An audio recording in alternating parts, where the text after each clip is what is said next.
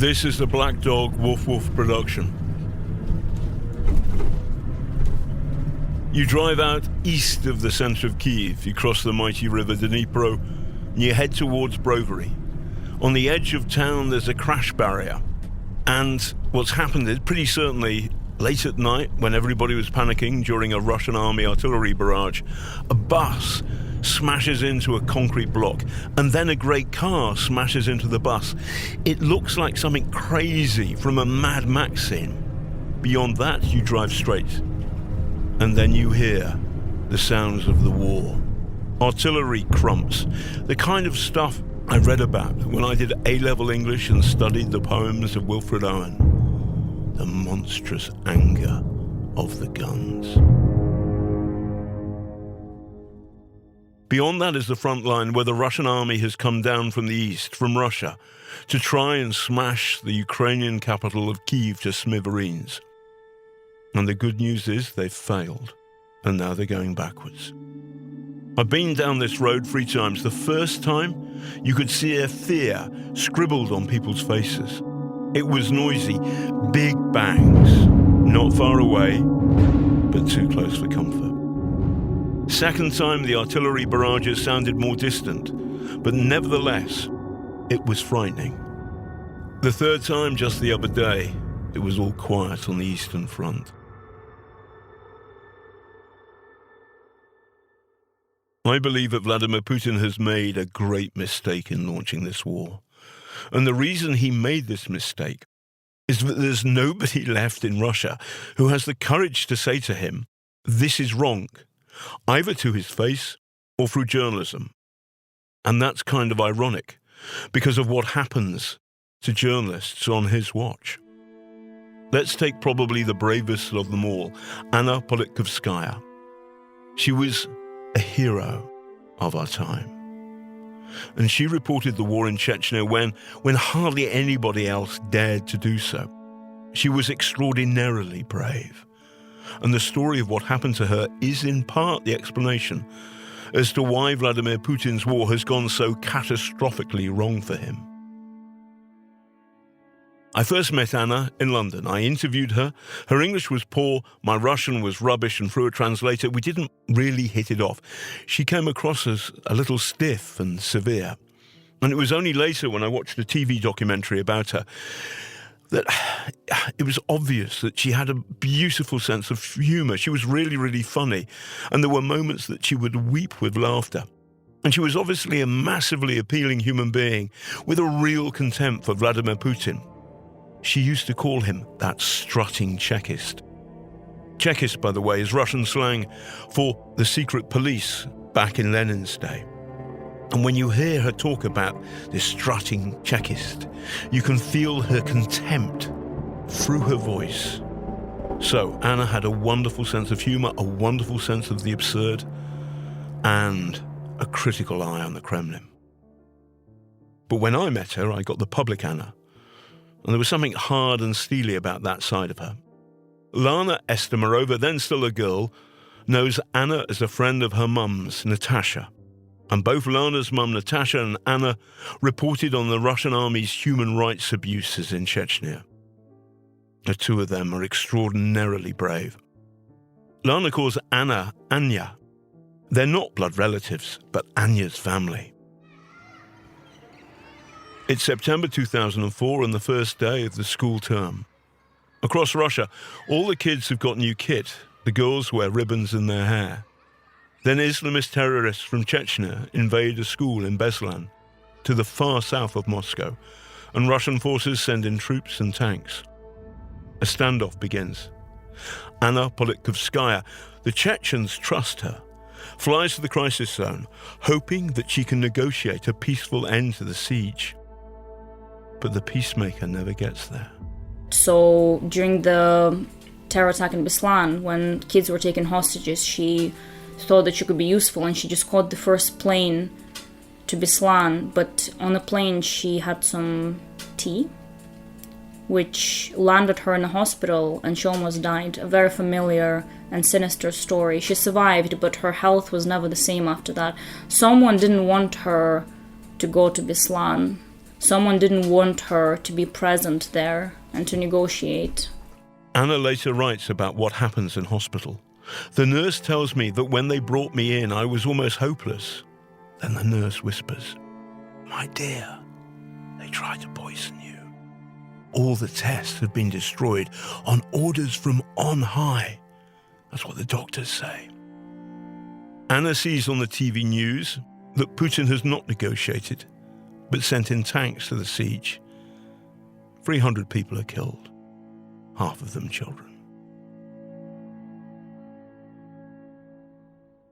The poison doesn't kill Anna, but Lana Estemirova recalls how the poisoning meant that she could no longer enjoy food properly ever again. I remember her bringing some packets of oatmeal, and she just used to make oatmeal for herself in a little cup. And I think that at some point it was my turn to get offended that she wouldn't eat my mom's cooking, although it wasn't the best, I have to say. And I asked Mom, why is she telling me off for not eating her food? And then she wouldn't eat our food. And my mom explained to me why, because I think I wasn't fully aware of that. And it was quite powerful. Come 2006, Lana and her mum Natasha are together when her mum's mobile rings. I was on a minibus with my mom in Grozny. My mom got a phone call, and we were about to set off towards home. And I just remember her face turning white, actually, just seeing the blood leave her face.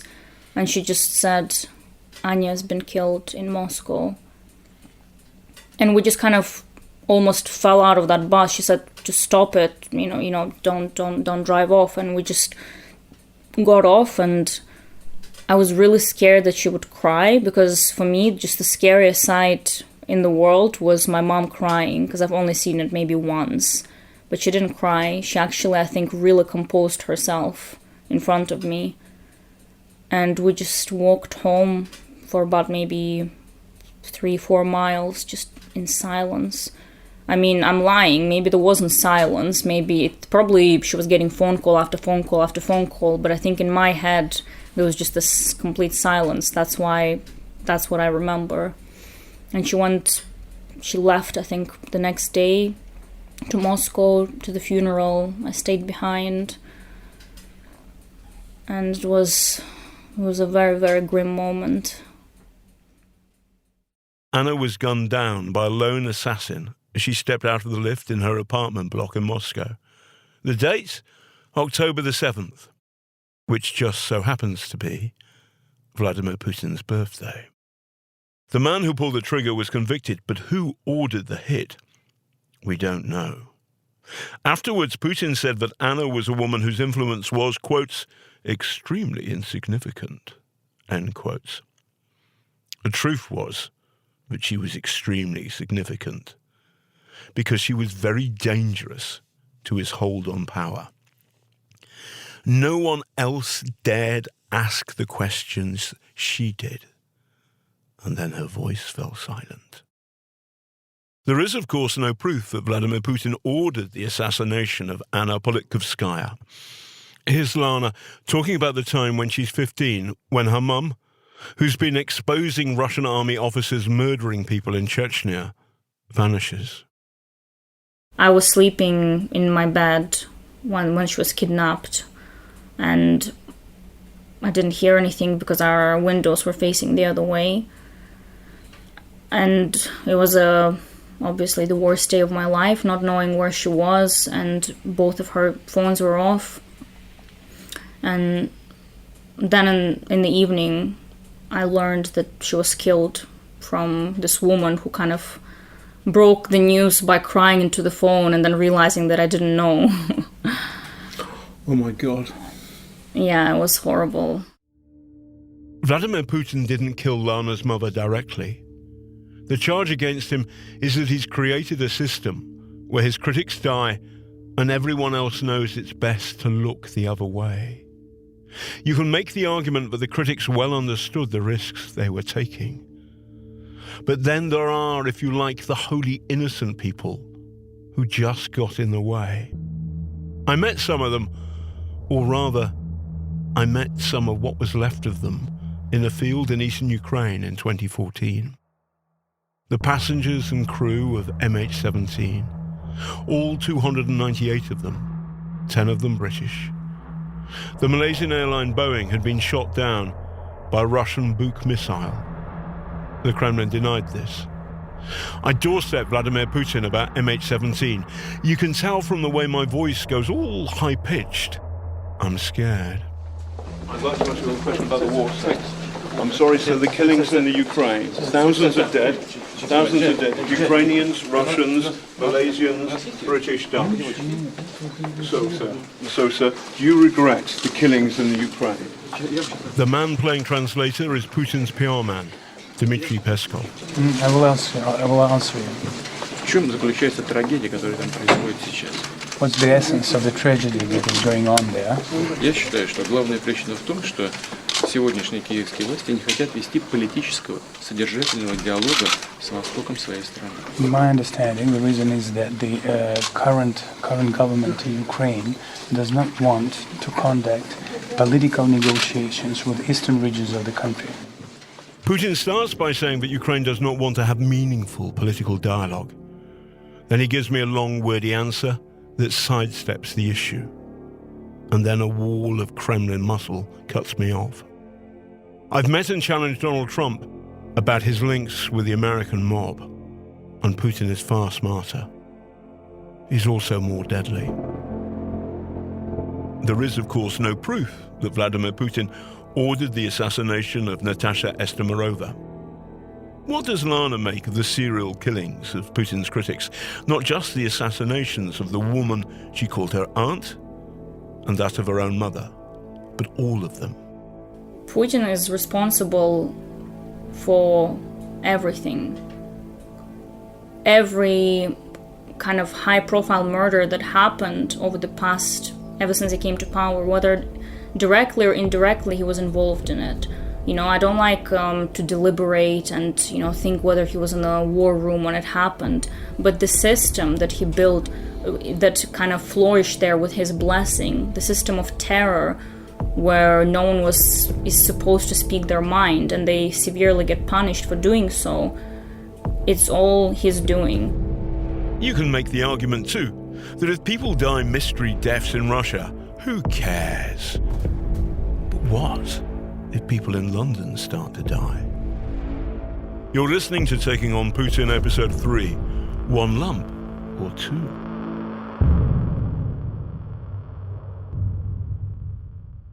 It's summer 2006, Moscow. The president of Russia, Vladimir Putin, gets out of his motorcade and walks towards the Kremlin. On his walkabout, he spots a blonde Russian boy who looks 5 years old, if that. Putin kneels before him.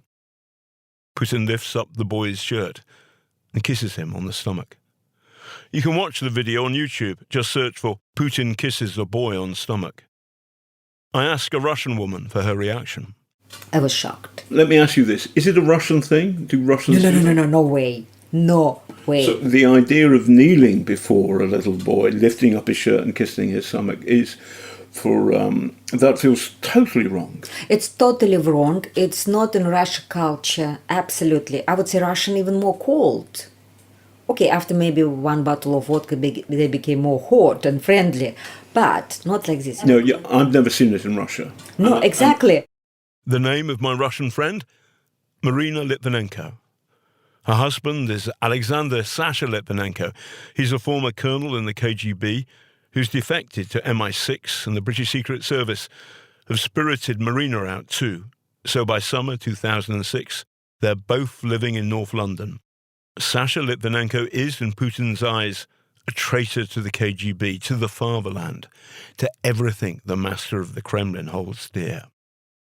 When Putin kisses the boy on the stomach, Litvinenko writes in his blog from the safety of Alexander Palace in North London, Ali Pali, that Vladimir Putin is a paedophile.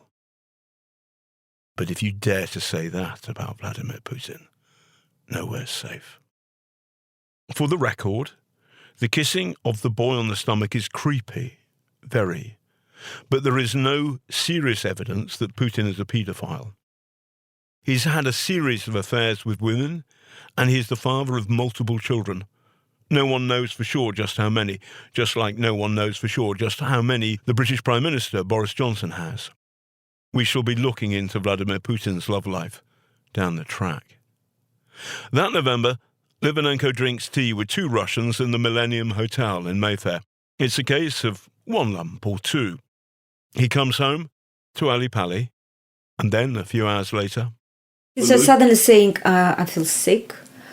And when he went to the bathroom, and it was so strong, and I was asked to bring something extra, bowl, and it didn't look like a normal.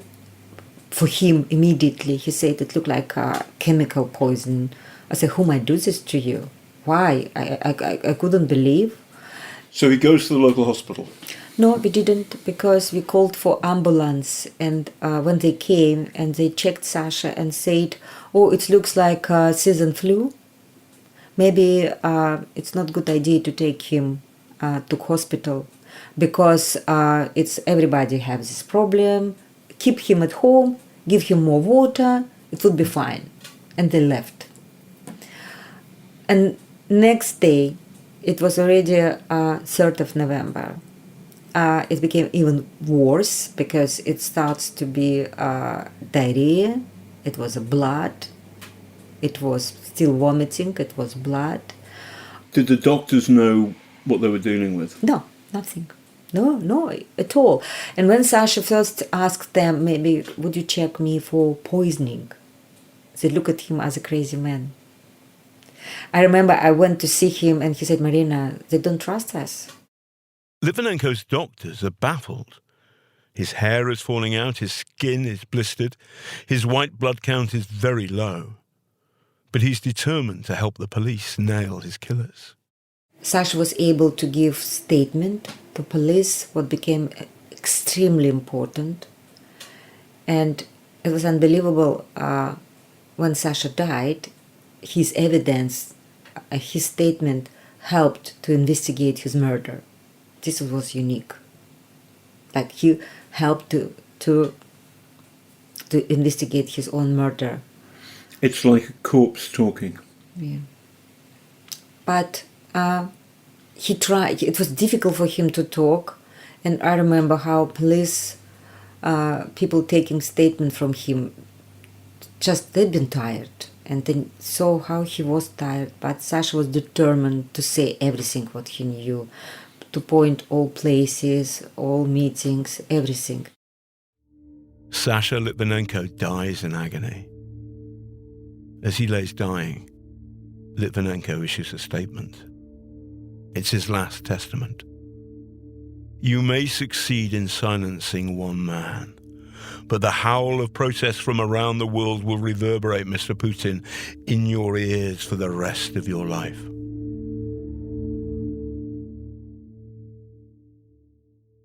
Let's talk to someone who knows a thing or two about radioactive poisonings. Have you passed an O-level or two? One or two. I'm Professor Emeritus of Theoretical Physics at the University of Sussex. Before that, where did you get your degree?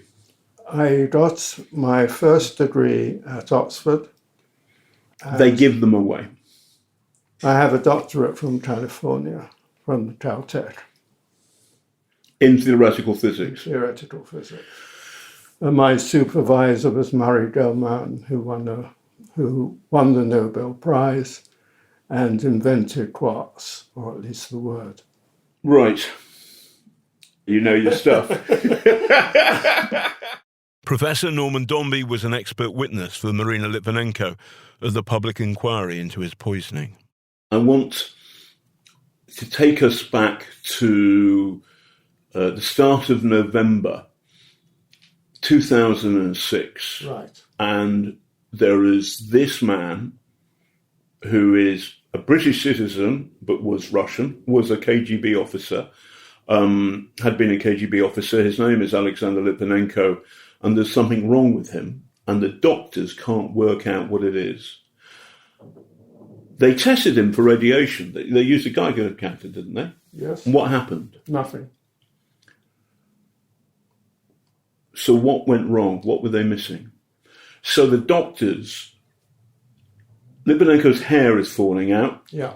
and his skin is blistered, his mouth is blistered. This is a horrible way to die. Yes. And it's typical, those skin coming off and hair coming off are typical of radiation poisoning. And they kept on testing him with a Geiger counter, and there was no reading. So it wasn't Absolutely. radiation. No, it was radiation, but it wasn't radiation which was detectable by a Geiger counter. The NHS doesn't normally run a Geiger counter over a patient the moment they come into hospital, but even if the doctors had, they wouldn't have found anything. Geiger counters detect the kinds of radiation that affects us nearly all the time, gamma and beta, but there's a third kind, alpha radiation, and that the Geiger counter cannot detect. The Russian poison factory had pulled off a fiendishly clever trick. Then someone smart worked it out. It wasn't the kind of radiation that people normally think about. Exactly. It wasn't what they were normally looking for, and therefore they couldn't see it, they couldn't think. Exactly. I'd like to meet the scientist or doctor in Britain and shake his hand who said, what happens if it's radiation but not the kind we normally look for? Do you know who that was? I know whose group it was. It was a group at Aldermaston. It's our nuclear bomb factory. Exactly. Explain to me how it happened. How did they work it out? They realized that it was special, both because Litvinenko was a Russian with a particular background in intelligence and because of his symptoms. To say this is strange, it looks like radiation, but that we can't measure the radiation. And they sent the samples from Litvinenko's body fluids to Aldermaston. And Aldermaston did some tests. They looked for particular nuclear decays, and they found 2, alpha radiation of a particular energy, and also gamma radiation, which was much weaker, but they could detect it, and again it had a particular energy. And measuring these 2, alpha and gamma, identified the element, the isotope, as polonium-210. There was no doubt that it was polonium-210. Can you buy polonium-210 in a shop? No. The thing about poison as a murder weapon is that it can tell you something about the poisoner more than you or he might think. Polonium is a radioactive element which the brilliant physicist Marie Curie first discovered and named after her home country, Poland. Radioactive elements have different isotopes. So there is polonium-186 and 201 more. Think of isotopes like kind of salad dressings, Thousand Island, honey mustard, garlic. Polonium-210 is like garlic. It's very distinctive. The polonium itself was made at another laboratory called Sarov, which again was a military laboratory. It was the equivalent of Los Alamos. It was a nuclear weapon design laboratory. In 2006, only one of these countries still produced polonium. And that one country was Russia. And therefore, you concluded it could only have come from a Russian state reactor. Exactly. For 2 reasons. One, the huge amount of polonium which was found in Litvinenko. And secondly, because the polonium was so pure that an amateur lab or a lab doing it for the first time wouldn't have succeeded. So you could tell from the poison where it came, and it came from this factory, Sarov. How sure are you of this? 99.99%. More nines on it, if you like. Very sure. Very, very sure. The polonium-210 could have only come from one place, the avant-garde Russian state nuclear reactor in the city of Sarov. By the way, if this is triggering Lord of the Rings flashbacks, I'm not making these names up. Nowhere else makes the polonium-210 garlic flavour, if you like, by the necessary bucket load. Once the British scientists work it out that it is polonium-210, then following the trail of the poisoners is like following a burglar's footsteps in the snow. The poisoners are a former porn star turned KGB agent, Dmitry Kovtun, and a former KGB officer, Andrei Lugovoy, who had been jailed in Moscow and so presented as a kind of anti-Putin figure. They tried 3 times to kill their target. The first attempt just 10 days after the murder of Anna Politkovskaya. The killers litter London with polonium-210. Radiation is found on British Airways jets, potentially contaminating 30,000 passengers. In London hotels and restaurants and cabs, the killers chuck away polonium in a hotel loo. Lugovoy wipes down the contaminated areas with a bath towel. Scientists at Britain's nuclear bomb factory at Aldermaston test the towel. They find it pulsing 17 million becquerels, the standard unit of radiation, per square centimetre. About British health and safety, the Russian secret state doesn't give a damn. So, if the poison came from a Russian state nuclear reactor, who then might be to blame? Here's Professor Donald Rayfield again. How do we know it was Putin? It could be somebody else in the Russian state that did it. If you have to totally ignore the way the Russian state or any dictatorship works. Nothing important happens to anyone outside that might have international consequence without the direct orders and consent of the head of state, any more than it would in North Korea or in China. These loose cannons have been eliminated in Russia. It does not happen. All right, one businessman might order another businessman to be killed. He's more likely to report him to the tax authorities and share his wealth. But a murder with a radioactive substance which can only come from one source and would cost millions, even to the state, to isolate, to bring, to pack, to train in its use. No, it's inconceivable that that wasn't done on Putin's direct orders. 1 year later, in 2007, the British government expels 4 Russian diplomats. Such a weak slap on the wrist that, guess what? This isn't the last Kremlin-sponsored assassination on British soil. The poisonings have only just begun. Last word to the professor who nails the polonium-210 poisonings to the Russian secret state, Norman Dombey. Do you think the British state has been slow, too slow, in joining the British authorities, in joining the dots of essentially what looked to me like Kremlin-sponsored poisonings? Absolutely.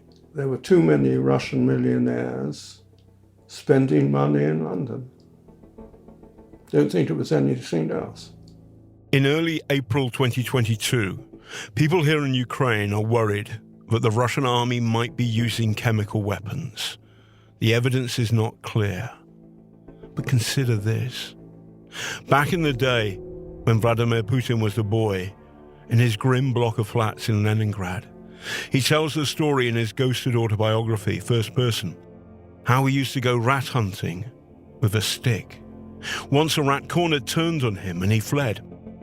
It strikes me that killing rats with a stick is inefficient. The best way of killing rats is with rat poison.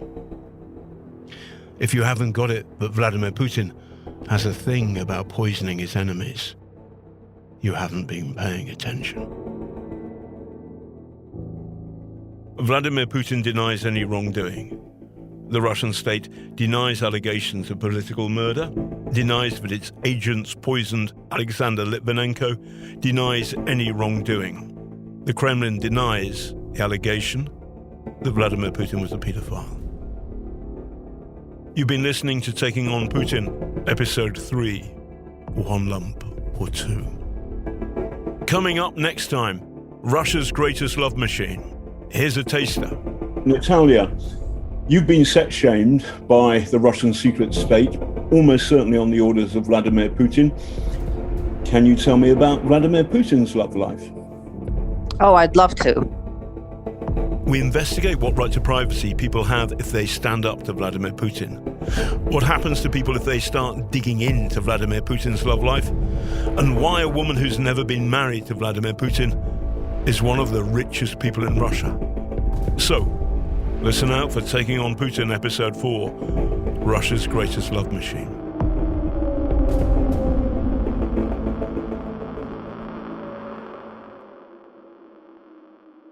Taking on Putin is a podcast series written and reported by me, John Sweeney, for Black Dog Wolf Wolf Productions. A ton of people have helped make this podcast possible. Some of them at the moment would prefer to be anonymous. You may understand why. I've launched a crowdfunder to help fund this.